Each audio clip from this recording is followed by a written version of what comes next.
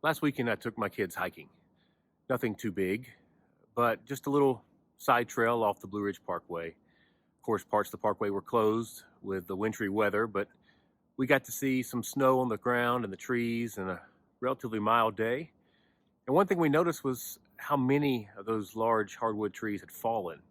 It looked like fairly recently, at least for some of them. And of course, we've had a tree fall recently in our neighbor's yard. It was a scare. We had a tree during Bible study that a branch fell off and knocked out our power. That was a few weeks ago. But this is a season where, for trees, they are laid bare. Their leaves have gone, and they are out there exposed to the elements.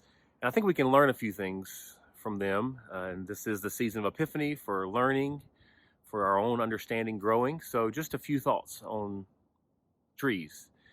This is a dormant season for trees. So actually, if you're looking to prune your trees, this is a good time. And one reason you might prune your trees would be to make it last harsher weather. There are always some limbs that are starting to die or maybe competing for that main system that's going up. And basically that's taking up nutrients that it's kind of wasting the nutrients the tree has. And this is a season that's a pretty good time to actually prune those. So pruning things in our lives that are not giving us life, where we might waste resources. It's a good thing for trees, a good time for trees to do that, or for us to do that to our trees, but also maybe for ourselves, the things in our lives that are depleting us, that are not giving us life. And how do we remove those so they're no longer a source of wasted energy for us? Another thing to think about is the roots. If you've seen the big trees that fall over, so often we picture trees with having these great long root systems, these great long enormous tap roots.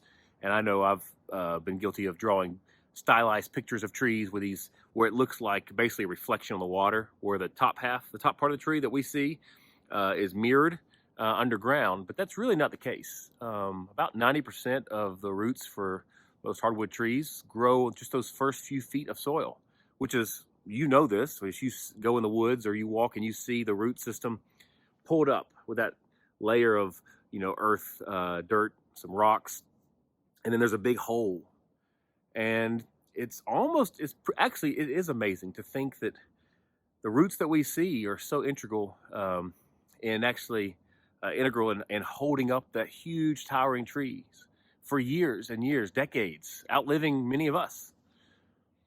So we often like to think as Christians that we have one deep root of connectedness with God that can keep us sturdy. And we do have a deep root with God, but it's our roots that go lateral, our lateral roots, the ones we connect with others, that we reach out beyond ourselves, that ultimately may determine whether or not we thrive and how harsh of outcomes or how harsh of conditions we can survive in and thrive in.